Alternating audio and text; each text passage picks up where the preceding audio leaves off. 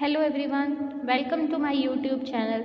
This is Tenu Dubey here, and today I am going to teach you a new topic of calculus, that is area under plane curves, which is also known as quadrature. So let us see what is the basic definition of quadrature. The process of determining the area of plane region is known as quadrature.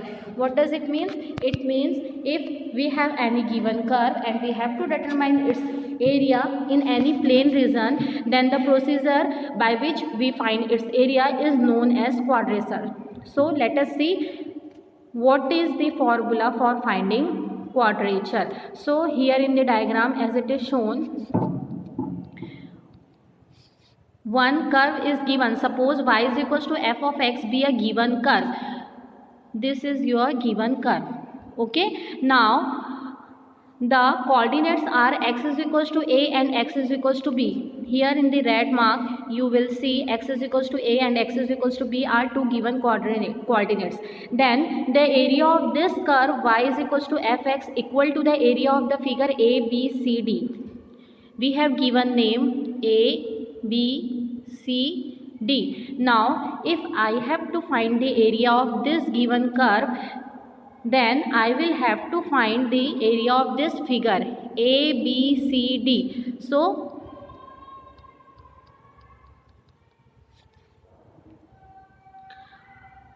what is the formula for that? Integration from with limits a to b f of x dx, where what is f of x? Y is equals to f of x, which is our given curve. Similarly, suppose the given curve is in the form of x is equals to f of y, then the area will be determined by this formula. Integration from c to d f of y dy, where x is equals to f of y. Now in first formula, the limits of integrations are a to b. Here it is a to b. So what we have to take? We have to take the limits with respect to x. That is, x varies from a to x varies to b. X varies from a to b. And in second formula, suppose your curve is given in the form x is equals to f of y, then the formula will f of y dy, and limit of integration varies from c to d. Here it is c to d. So what is this c and d? C and d are the points of y, that is y varies from c to d. Okay, now let us see some examples based on quadrature. So here is the first example. Find the complete area of the circle x square plus y square is equals to a square. Here the equation is given and it is the equation of a circle. So we all know that the equation of circle in standard form is given by x minus h whole square y minus k whole square is equals to r square, where h and k are centers and r is radius. Okay, so here from the given equation it is clear that the centers h and k are equal to 0 and radius r is equals to a. Okay, so let us see the figure. As it is given that radius is a, so first of all we have to draw a circle with radius a. So here is our circle with radius a. Now I have to determine the quadrature of this circle. That means I have to find the area of this plane region. Okay, so our circle is divided into 4 quadrants. You can see our circle, this one is first, this one is second, this one is third, and this one is fourth.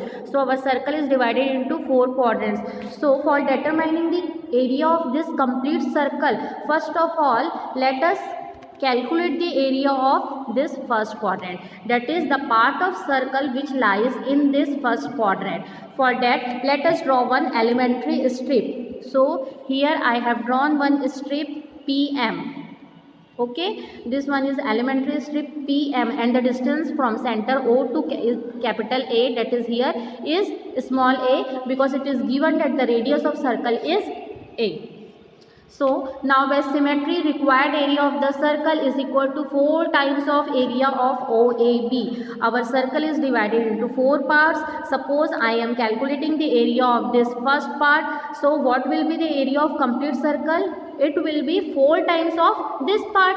Therefore 4 into area of quadrant OAB. Now let us consider elementary strip. I have already told, first of all we have to consider an elementary strip and which is parallel to y-axis. Now the curve, now to cover the area of quadrant OAB, the strips has to move from point B to A.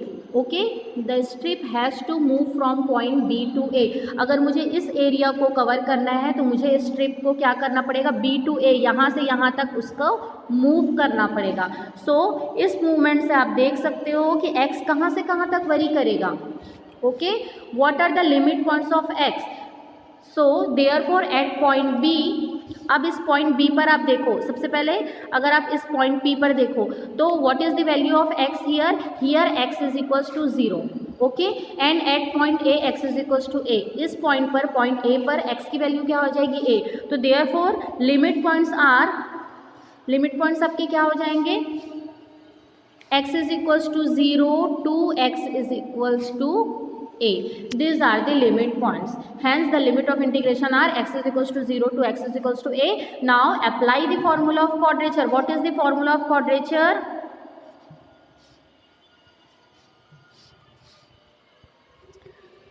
Formula is limit points integration y dx. This is the formula. So integration y dx, that means integration is here done with respect to x. Therefore we have to put the limit of integration with respect to x. तो x के points हमने कहाँ से कहाँ तक निकाले हैं, 0 से a तक वेरी कर रहे हैं. तो जो लिमिट्स ऑफ इंटीग्रेशन होंगे जब आप इस फॉर्मूला को अप्लाई करेंगे तो यहाँ पे जो लिमिट्स होंगे वो होंगे 0 to a, और फॉर्मूला आपका y dx है, और इसको हमको क्या करना है, 4 टाइम्स करना है. बिकॉज हम इससे क्वाड्रेंट का एक पार्ट का हम एरिया कैलकुलेट कर रहे हैं. सर्कल को हमने 4 पार्ट्स में डिवाइड किया है, उसके एक पार्ट का एरिया कैलकुलेट हो रहा है. तो उसको अगर हम 4 से मल्टीप्लाई करते हैं तो कंप्लीट सर्कल का एरिया निकल जाएगा, इसलिए इसको 4 से मल्टीप्लाई करना है. ओके, अब वापस से आ जाओ, y की वैल्यू यहाँ पे हमको निकालना है. तो एरिया ऑफ सर्कल आपको गिवन है, क्या दिया हुआ था, area of circle, sorry equation of circle आपको गिवन है, that is x square plus y square is equals to a square. ये आपका इक्वेशन ऑफ सर्कल था,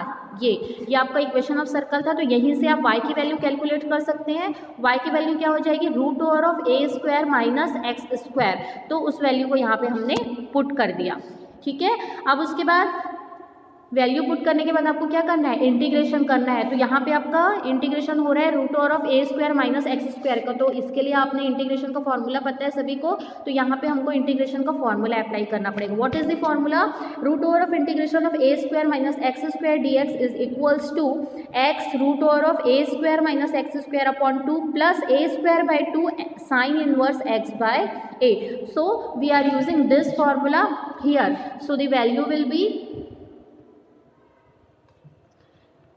root over of, first part is x into root over of a square minus x square. So क्या हो जाएगा, x into root over of a square minus x square plus a square by 2 को हमने bracket से बाहर ले लिया, जो कि बाहर के 4 से कैंसिल हो गया, साइन इनवर्स एक्स बाय. तो ये वाली लाइन आपकी, ये पूरी लाइन कहाँ से आई, जो गिवन फॉर्मूला मैंने नीचे करली ब्रैकेट में मेंशन किया है उसी फॉर्मूले से आपको ये वैल्यू मिलेगी. And now limits are given. Limits क्या है आपकी, 0 से a तक है. तो अब आपको क्या करना पड़ेगा, upper limit minus lower limit apply करना पड़ेगा. जैसे ही आप upper limit minus lower limit करोगे आपको वैल्यू क्या मिलेगी, 2 in bracket 0 plus a square sine inverse a minus 0 plus 0. Solve किया तो क्या मिला, 2 a square sine inverse 1 and sine inverse 1. What does it means, sine theta की वैल्यू 1 कब मिलती है, 90 डिग्री पे. 90 डिग्री को हम क्या लिखते हैं, पाई बाई 2. तो वैल्यू रखने पे आपको मिलेगा ब्रैकेट के अंदर a square pi by 2. Overall आपका एरिया ऑफ सर्कल आ गया pi a square. Okay, so this is the your final answer. Okay, let us see one more example based on quadrature. So here the question is given, find the complete area of asteroid x to the power of 2 by 3 plus y to the power of 2 by 3 is equals to 8 to the power of 2/3। ये आपका asteroid का given equation है और bracket में आपको इसकी parametric form भी mention है। क्या है? x की वैल्यू होती है a cos cube t and y की वैल्यू होगी a sin cube t in parametric form. So solution given equation है। सबसे पहले हमने अपनी गिवन इक्वेशन को लिख लिया। Give this equation number 1 in parametric form. इसी को अगर हम पैरामेट्रिक फॉर्म में लिखें तो क्या हो जाएगा? x is equals to a cos cube t and y is equals to a sin cube t। Give this equation number 2। Now in previous question it is given that it is the equation of a circle with radius a and we know what is the figure, how we have to draw circle, that's why we have drawn circle and after that we calculated its area. But here only equation of asteroid is given and we have to first of all trace this curve।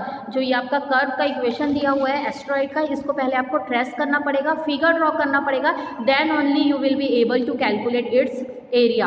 So first of all we have to trace the curve and in my previous lecture video I had already taught you how to trace the curve in Cartesian form। Cartesian form में curve tracing कैसे की जाती है, उसके पूरे 8 points क्या होते हैं, वो सारा मैंने आपको प्रीवियस लेक्चर वीडियो में ऑलरेडी एक्सप्लेन किया जा चुका है। ओके, तो यहाँ पे हम उसी 8 पॉइंट्स को यूज़ करके सबसे पहले कर्व को ट्रेस कर लेते हैं। So let us start. Given equation can be written as, our given equation can be written in this form also by taking the cube root on both the sides. So here you observe that the powers of x and y are all even. Powers of x and y are all even. That means curve is symmetric about both the axes. Okay, curve हमारा दोनों access में symmetric होगा, x axis में भी y axis में। Now move to the second point. In second point we have to check whether our curve passes through origin और not. So for that what we do, we put x is equals to 0 and y is equals to 0 in the given equation and check whether the equation satisfies और not. So here on substituting 0 0 does not satisfies the equation satisfy नहीं हो रहा है, that means LHS is not equal to RHS आ रहा है। that what does it means? it means the curve does not passes to the origin, curve origin से पास नहीं हो रहा है। now move to the third point। in third point we have to calculate the coordinate axis। what does it means? हमको calculate करना होता है कि हमारा कोऑर्डिनेट एक्सिस कैलकुलेट करने का मतलब क्या होता है, हमको ये चेक करना पड़ता है कि हमारा जो भी कर्व ड्रॉ होगा वो एक्स और वाई एक्सिस को कहाँ पर कट करेगा, वही चीज़ हम यहाँ पे कैलकुलेट करते हैं। What does we do for calculating this? We have to put first x is equals to 0 and then y is equals to 0। On putting x is equals to 0 we get coordinate points of y and on putting y is equals to 0 we get coordinate points of x। So here let us start. First put y is equals to 0. On putting y is equals to 0 we get x square is equals to a square implies that x is equals to plus minus a. So x के coordinate points यहाँ पे हमको मिल गए। क्या मिल रहे हैं? x आपका worry कर रहा है प्लस माइनस a, यानी कि माइनस a से प्लस a तक आपका x वरी कर रहा है। और ये पॉइंट्स हमको कब मिले? y इज इक्वल्स टू 0 रखने पर हमको ये पॉइंट्स मिले हैं। तो यहाँ पे 2 कोऑर्डिनेट पॉइंट्स क्या क्या हो जाएंगे? एक हो जाएगा a0, एक हो जाएगा माइनस a0। तो यहाँ पे हमको x के कोऑर्डिनेट पॉइंट्स मिल गए। ओके, नेक्स्ट लास्ट टाइम में मैंने वही चीज़ लिखा है। Hence the curve cuts the y axis at 0 a and 0 minus a। Okay, जैसे कि हमने x के कोऑर्डिनेट पॉइंट्स यहाँ पे निकाल लिए, x is equal two plus minus a, वैसे ही जब आप x को 0 रखोगे तो आपको y के कोऑर्डिनेट्स पॉइंट्स मिल जाएंगे। y is equal two plus minus a। तो पहली लाइन में हमको पता चल गया कि x एक्सिस को कर्व कहाँ पे टच कर रहा है? माइनस a और प्लस a पर। उसी तरीके से y एक्सिस को कहाँ पे टच कर रहा है? वहाँ पे भी आपका कर्व टच कर रहा है माइनस a और प्लस a पे, इसलिए y एक्सिस का कोऑर्डिनेट पॉइंट्स हो जाएगा 0 to a और 0 to माइनस a। Clear? Now move to the fourth point, solving for y। okay, so in fourth point let us solve our given equation for y. So it is here, it is the equation y to the power of 2/3 is equals to a to the power of 2/3 minus x to the power of 2/3, or it can be written as y square is equals to a square minus x square. Now here if x is greater than a then y square will be negative. Clearly from this equation it is clear that अगर x की value a से बड़ी हो जाती है तो Y square मुझे क्या मिलेगा? निगेटिव मिलेगा। और negative what does it means? Imaginary मिल रहा है। और we all know that for imaginary part we don't trace any curve, therefore no branch of curve is here. Okay इसके लिए हमको कोई कर्व का ब्रांच ट्रेस करने की नीड नहीं है। Again we see that when x is equal 0, अगर x आपका 0 हो जाता है then y is equals to a, तब आपकी y की वैल्यू क्या हो जाएगी, a हो जाएगी। So y decreases from a to, आपका y क्या हो रहा है, डिक्रीज हो रहा है फ्रॉम a टू 0, यानी कि जैसे जैसे आपकी x की वैल्यू अगर a से बड़ी है तो y आपको इमेजनरी मिल रहा है, x की वैल्यू जैसे a से छोटी होती जाएगी और छोटी होते होते अगर आपने x को टेंड कर दिया 0 पे, x की वैल्यू 0 कर दिया तो y मुझे a मिल रहा है। तो what does it means, y decreases from a to 0 as x increases from 0 to a, जैसे जैसे x की वैल्यू 0 टू a जा रही है, बढ़ते जा रही है, y की वैल्यू डिक्रीज हो रही है। तो अब हमको ये पॉइंट्स पता चल गया है, तो इसकी हेल्प से कर्व ट्रेस कर सकते हैं, बिल्कुल कर सकते हैं। तो अब हम स्टार्ट करते हैं अपना कर्व ट्रेस करना। तो ये हो गया आपका एक्स एक्सिस, ये है आपका वाई एक्सिस, ओके। अब यहाँ पे हमको कर्व ट्रेस करना है। मुझे पता है कि एक्स एक्सिस और वाई एक्सिस को मेरा कर्व कट कर रहा है माइनस ए और प्लस ए पे, डेट मीन्स ये हो गया एक्स एक्सिस पे माइनस ए, ये हो गया एक्स एक्सिस पे प्लस ए, और उसी तरीके से वाई एक्सिस पे ये हो गया माइनस ए और प्लस ए। अब आपको कर्व ट्रेस करना है, स्टार्ट करना है, तो कर्व आपका यहाँ से स्टार्ट होगा, ओके। कर्व आपका कहाँ से स्टार्ट होगा, एक्स एक्सिस पे ये वाले पॉइंट से आपका कर्व स्टार्ट होगा। मुझे पता है कि एक्स की वैल्यू जैसे जैसे घट रही है वाई की वैल्यू बढ़ रही है, तो कर्व आपका समथिंग लाइक दिस, ऐसा आपका कर्व ट्रेस होगा। देन हमने फर्स्ट पॉइंट जो कर्व ट्रेसिंग का पढ़ा था उससे हमने सिमेट्रिसिटी चेक की थी और हमने क्या पाया कि our curve is symmetric in both the axis, x और वाई एक्सिस दोनों ही एक्सिस में हमारा कर्व सिमेट्रिक है। तो जैसा आपका कर्व इस क्वाड्रेंट में बनेगा, यानी कि एक्स एक्सिस के ऊपर जैसे बनेगा वैसे ही आपको एक्स एक्सिस के नीचे ड्रॉ करना पड़ेगा। देन वाई एक्सिस के राइट साइड जैसा बन रहा है वैसे ही आपका लेफ्ट साइड बन जाएगा और नीचे भी आपका बिल्कुल वैसे ड्रॉ हो जाएगा। तो चारों क्वाड्रेंट में आपका कर्व ट्रेस होगा। क्यों? क्योंकि सिमेट्रिसिटी की वजह से हमने देखा कि हमारा कर्व बोथ द एक्सिस में सिमेट्रिक है। That's why we have to draw our curve in all 4 quadrants, okay. So अब हमने कर्व ट्रेस कर लिया। अब हमको इस फिगर का एरिया कैलकुलेट करना है, क्वाड्रेचर हमको फाइंड आउट करना है। Again just like first example, यहाँ पे भी जो हमारा कर्व ट्रेस हुआ है ये आपका 4 पार्ट्स में डिवाइडेड है। सपोज मैं इसके एक पार्ट को सेलेक्ट कर लेती हूँ और इसका एरिया कैलकुलेट कर लूँ और इसका अगर 4 टाइम्स कर दूँ तो मुझे क्या मिलेगा, इस पूरे एस्ट्रॉइड का एरिया मुझे मिल जाएगा। So same thing we are doing here, area of curve is 4 times of this part यानी कि यहाँ से यहाँ तक का पार्ट, इस पार्ट का हम एरिया कैलकुलेट कर रहे हैं। तो फॉर्मूला तो आपका बिल्कुल सेम है, वाई डी एक्स। अब आपको देखना है इंटीग्रेशन किसका हो रहा है, with respect to d x हो रहा है, यानी कि लिमिट पॉइंट्स आपके एक्स के लगेंगे। तो अब इस पॉइंट में आप देख सकते हो एक्स कहाँ से कहाँ तक वरी कर रहा है। तो ये आपका एक्स वाली लाइन है, एक्स आपका वरी कर रहा है 0 और 0 टू यहाँ तक आ रहा है, यानी कि एक्स की आपके लिमिट पॉइंट्स हो गए 0 टू a। सो क्लियर, हमको लिमिट ऑफ इंटीग्रेशन लगाते समय लिमिट पॉइंट्स को बहुत ध्यान से कैलकुलेट करना है कि आपके लिमिट पॉइंट्स कहाँ से कहाँ तक वरी कर रहे हैं। तो यहाँ पे आपके लिमिट पॉइंट 0 से a तक वरी कर रहे हैं, इसलिए हमारा लिमिट ऑफ इंटीग्रेशन हो जाएगा 0 टू a, ठीक है। तो यहाँ पे हमने कर दिया, फॉर्मूला अप्लाई कर दिया 0 to a y d x. Y की वैल्यू आप निकाल सकते हो जो आपका गिवन इक्वेशन था, ये आपका गिवन इक्वेशन था, यहीं से आप वाई का तो y वैल्यू क्या आएगी, a to the power of 2/3 minus x to the power of 2/3 whole raise to the power of 3/2। Now in next step I am converting my Cartesian equation into polar form, okay. हमको इसका integration करना है। So to simplify it I am putting x is equals to sine cube theta and y is equals to a sine cube theta. ये हम substitution कर रहे हैं हमारे इस इक्वेशन में, ठीक है। जैसे ही आप x की वैल्यू a साइन थीटा रखेंगे क्या हो जाएगा, आपको डिफरेंशिएशन करने पर x की वैल्यू a साइन थीटा है, डिफरेंशिएट किया तो dx की वैल्यू क्या हो जाएगी 3a sign square theta cos theta D theta, ये आपकी हो गई dx की value. Next, whenever we do any substitution in our integral part we have to change the limits with respect to that substitution। जब भी हम कोई substitution करते हैं हमारे इंटीग्रेशन वाले पार्ट में तो उसके रिस्पेक्ट में हमको लिमिट ऑफ इंटीग्रेशन भी चेंज करना पड़ता है। तो यहाँ पे आप देख लो, लिमिट आपकी पहली लिमिट आपकी थी 0 टू a, अब आपकी न्यू लिमिट क्या हो गई है 0 टू π/2। कैसे हुआ है यहाँ मैंने कैलकुलेट कर लिया है, जब x आपका 0 था तो वैल्यू रखने पे क्या मिलेगा 0 is equal to a sine theta, implies that theta की वैल्यू क्या हो रही है 0 हो रही है, ठीक है। और थीटा की वैल्यू 0 कब होती है, sorry,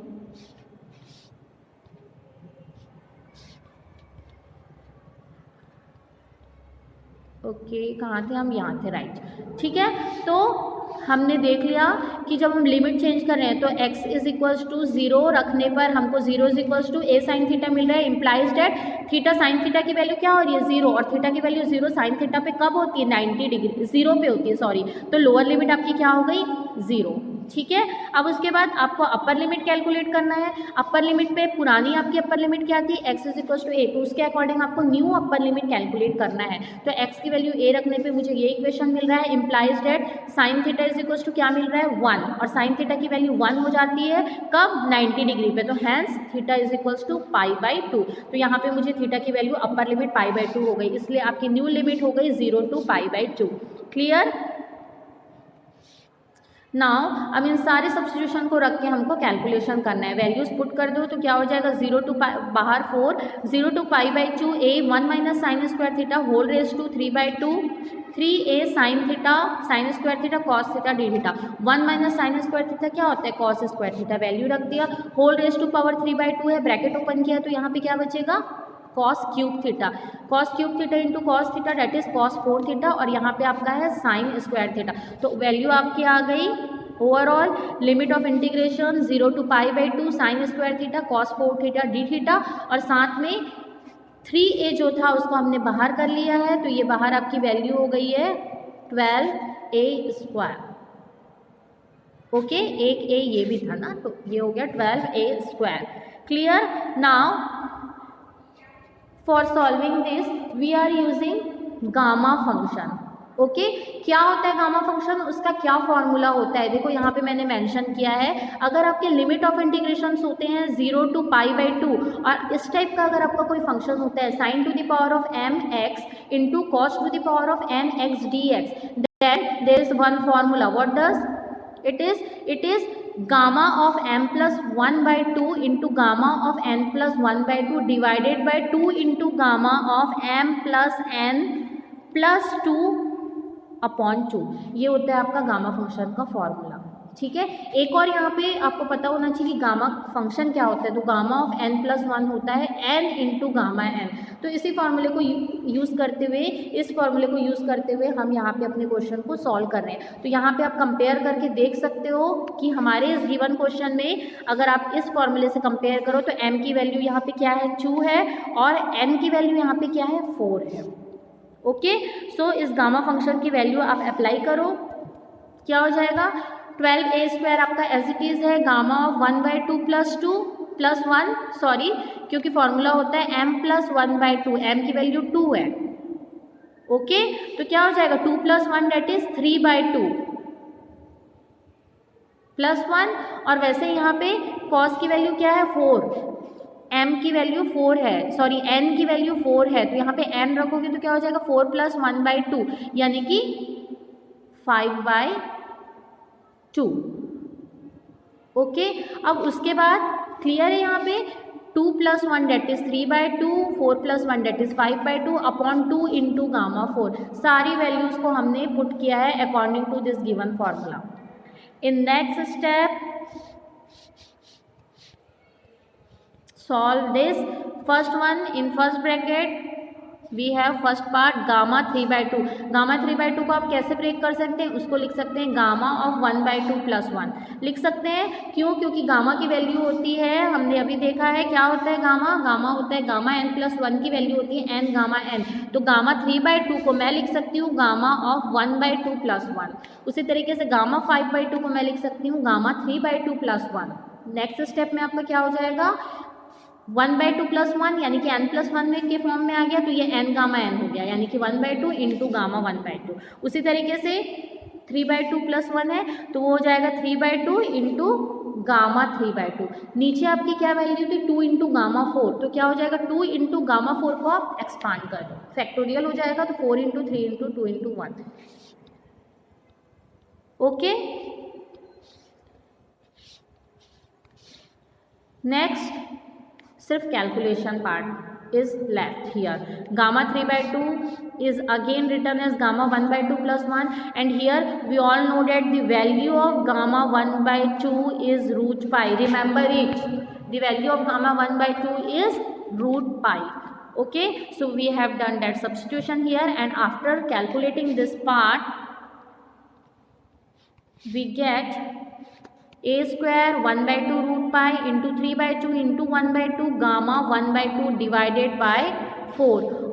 Okay, next step on calculation, finally we get the answer 3 pi a square by 8. So this is the area of complete asteroid. Okay, so today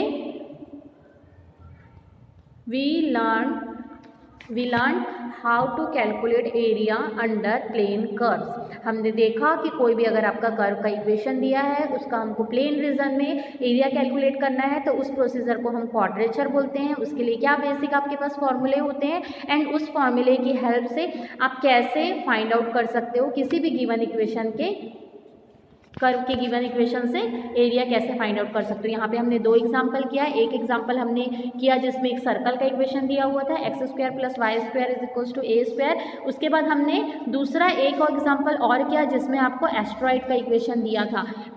first example में एरिया का equation था तो हमने easily figure draw कर लिया. Second example में आपको जो कर्व का इक्वेशन दिया हुआ था तो फिगर हमने ड्रॉ किया. पहले कैसे किया, हमने कर्व को ट्रेस किया. ट्रेस करने के बाद हमने उसके एरिया को कैलकुलेट किया. So I hope now the concept of quadrature is clear to you all. Thank you.